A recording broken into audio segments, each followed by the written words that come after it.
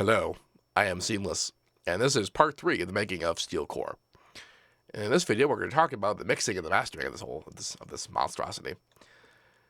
Now, I keep mentioning how old this track is and like how long ago I made it, and one of the big things about this track that points out about how old it is the fact that the drums are all after the sidechain channel.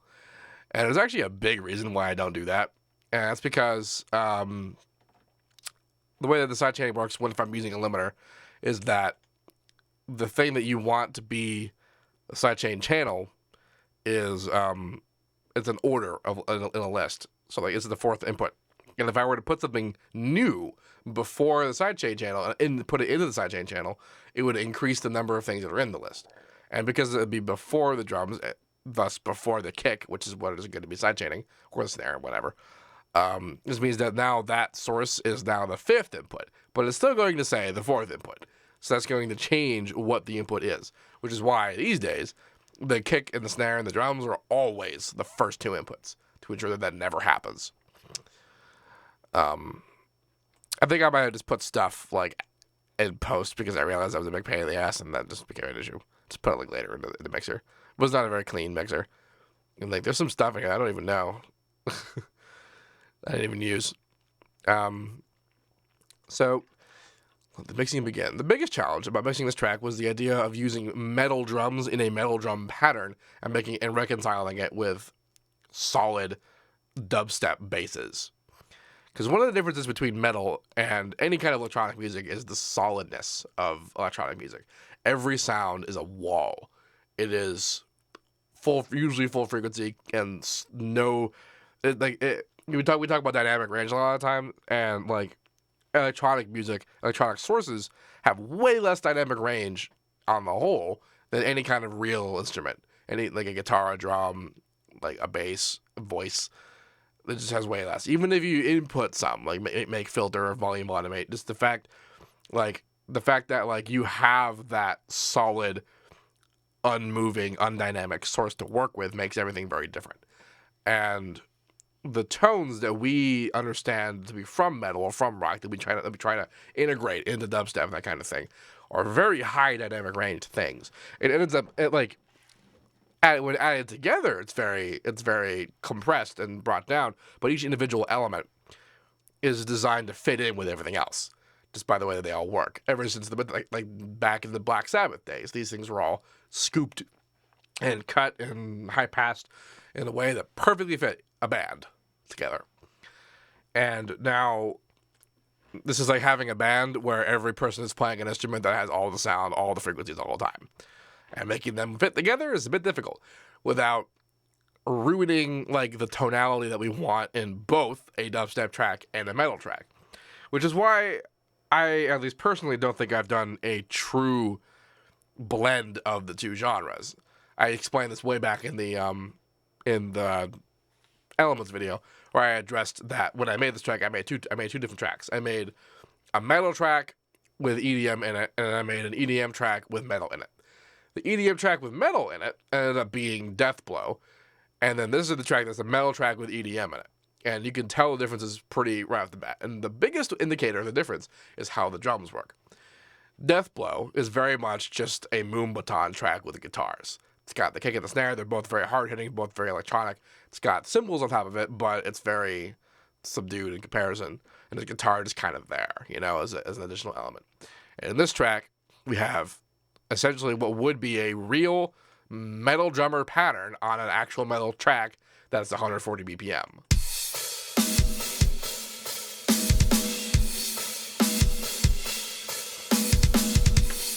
And the reason why this is a problem for dubstep is because things like this. The way that we tend to handle kicks in dubstep would mean that this would just destroy a mix right there. Unless we did something like, selective, unducking and that kind of thing. But then I wouldn't be able to do really metal specific things.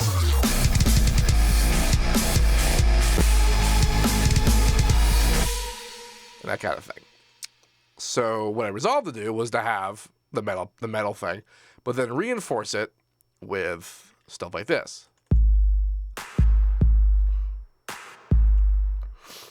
The point of doing this is that there are now only so many kicks in a pattern where they would normally be in a normal sort of dubstep beat most of the time. You can have more, you can have less, and they'll work out in different ways. But this is there to kind of accentuate the beat for the moments that they exist, while still letting the metal double bass pattern do its thing, and it works.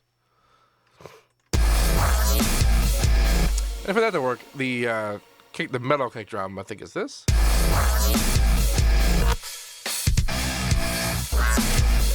Yeah. This is sidechaining a few things. I think one of the things that's sidechaining is actually the other kick itself. It's also like that is sidechaining the guitar, and like there's a lot of like cross sidechaining. If you look at the guitar.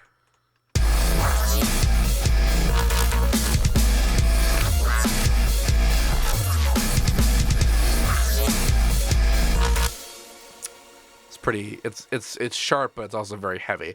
Because if it was any sharper, it would be very much obvious that it's going down, coming up a lot faster than like rhythmically seems viable. But then it's too much longer, and then it would just become a muted wash whenever there's like even like more than one kick for a fat bait, mate. Like, so like the balancing of that all was pretty ridiculous. EQing wise, it's a pretty easy job. I'm using Superior Drummer, so this means that I'm essentially working with what's a real drum recording mic wise.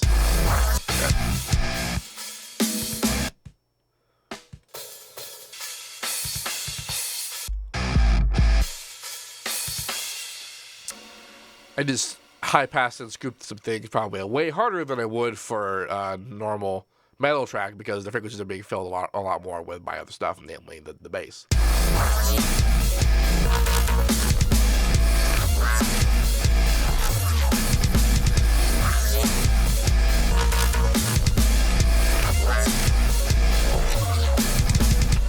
Now I am actually pumping up the snare pretty hard, and what I'm doing is I'm using the Maximus's multi-band compression, and I separate it into its component parts. I separate it into the fundamental tone, the sort of the mid-rangey clappy stuff, and then the higher frequency papery business. And I punch the hell up of it.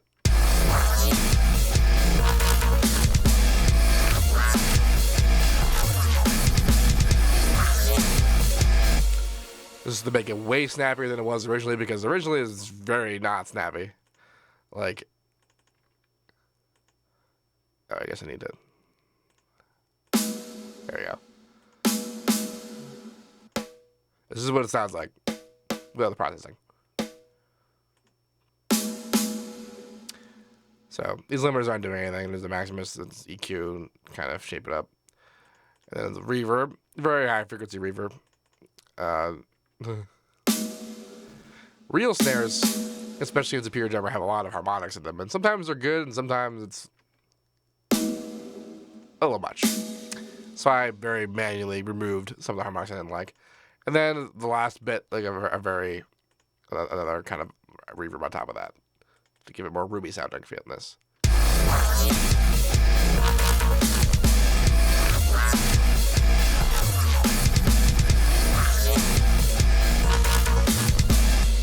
The kick drum, I just punched the high frequencies up pretty high because it was already pretty good.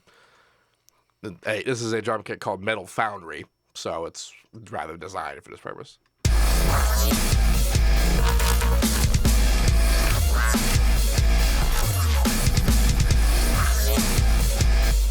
What I gotta do now, I brought all the drums together, but I did also bring in the 808 stuff. You can see this is combining the 808 bassiness plus the Superior Drummer stuff to keep it all kind of in line when the two basses collide.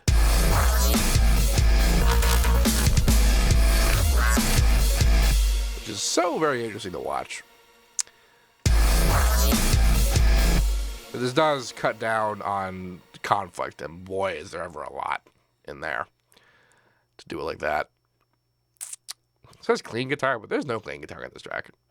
I tried to make some, but it didn't work out.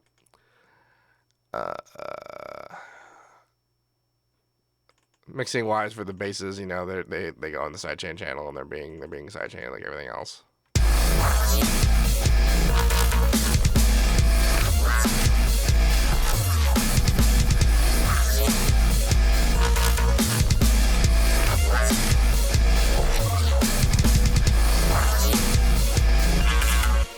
Now, what's a little silly about this is that I'm sidechaining this according to, what is the actual main sidechain here?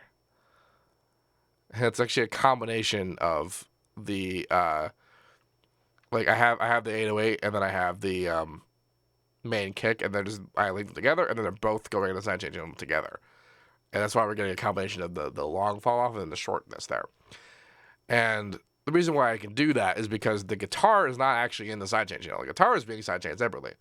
Like, there's actually, I think, a couple things that are being sidechained individually in this track because, like, or not being sidechained at all, for that matter. That's because of the difference between the two sources of the 808 and the metal kick. It makes that very difficult. I need to be much more surgical about it than I could be for something like Death Blow, where I just had the one kick and that was fine. That's a big part of making this work, which is not really a difficult concept. It's just a bit more tedious than you might want. Piling on the high frequency stuff, like the leads when that happened. And then later the lead and the strings, which you can't hear right now because they're not in there, but you know what I mean. It's actually a little bit easier than I think. Like this is going straight out. And actually it's going parallel with the sidechain and then also straight out, so it's channeling, you know how that works. Normally, if you were doing this on a not compressed mix, this would have no effect. This would actually just make it louder, and then it would have exactly the same problem it did before. But because we're compressing it together, this has the effect of sort of controlling where the floor is for the sidechain, which is very interesting. This means we can have the one sidechain channel have different sidechain profile. What we cannot change, however, on one sidechain bus is having a different ducking curve. We can only have a different ducking level. But it is still enough customization you can handle most common issues, except for the uncommon ones like having the guitars in there and that kind of thing. And because of how high frequency the stuff is, piling on is pretty easy. Because high frequency content does not require as much power levels wise, measurable level, peaking level wise, as lower frequency content to sound as loud. Which means that, like, this is why whenever you look at the frequency scope curve on like Ableton or Span or something, you see like this big lopsided thing where like the low frequencies are really big and the high frequencies are really low, even on a balanced thing. A thing that you think seems even looks like that, and that's because the higher frequencies don't need as much to sound like they're as loud as low frequencies. And for mixing, this makes our job a lot easier because that means that the higher stuff can be low, can be quiet. That means that there's not as much conflict. They're not pushing 0 dB because you put a hi hat and a crash together. And not only that, but we can hear it easier because of how it works through air. And that means that we don't need to push it as loud, and it can still be there. We don't have much headroom, and the compressing is easy. It's so easy. It's just so easy. We don't even need to worry about it. We only need to worry about the color changes. We just needed the sound appropriately, so we make EQ changes according to how we think it should sound. And that's really it. Same thing with everything else that happens in this track. Actual mastering wise, the biggest issue beyond tonality in trying to get things to measure up with metal and dubstep together is the fact that this track is at freaking A sharp. So that means that the sub is stupidly low. And like you could kind of cheat this by just having the sub be an octave higher, but that's not very metal. Look at that, this is so low.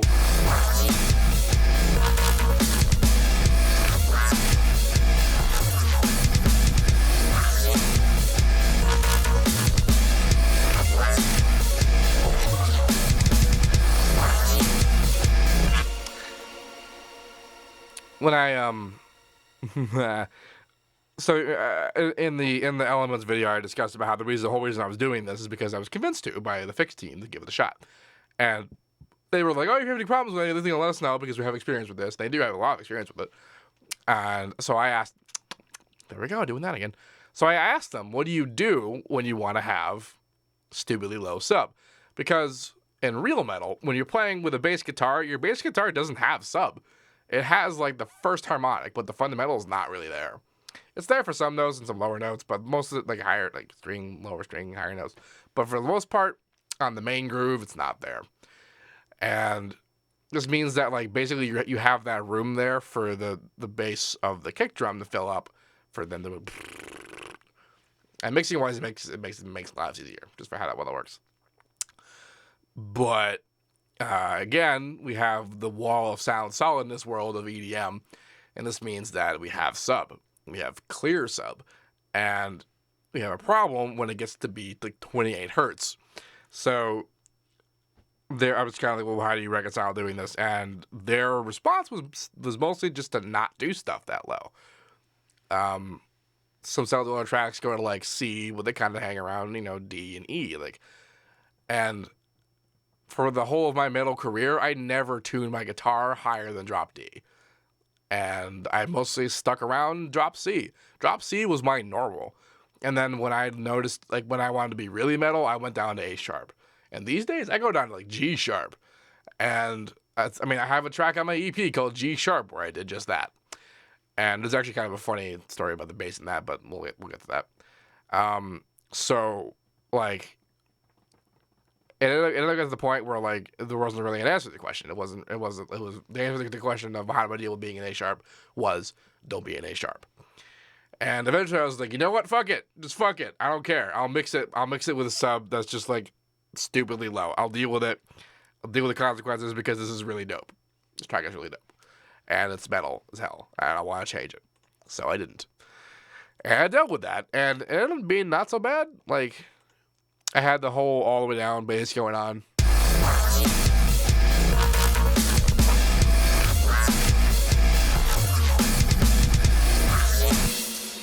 I had to stand like in the other room to even hear the sub in this track, and it feels okay.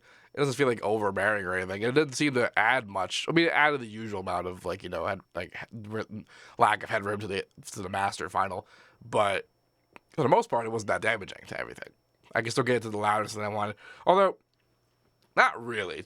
That's certainly true. Is that like I found that as a result, I was not able to get this track as loud as some of my pure electronic counterparts, which makes perfect sense because pure electronic counterparts have perfection to work with, which makes it a lot easier to be a lot louder than your average metal track. So, I mean, this track is definitely a lot louder than your average metal track, but it's not as loud as, like, the R is Silent on my EP. The actual track, the R is Silent, that track is loud.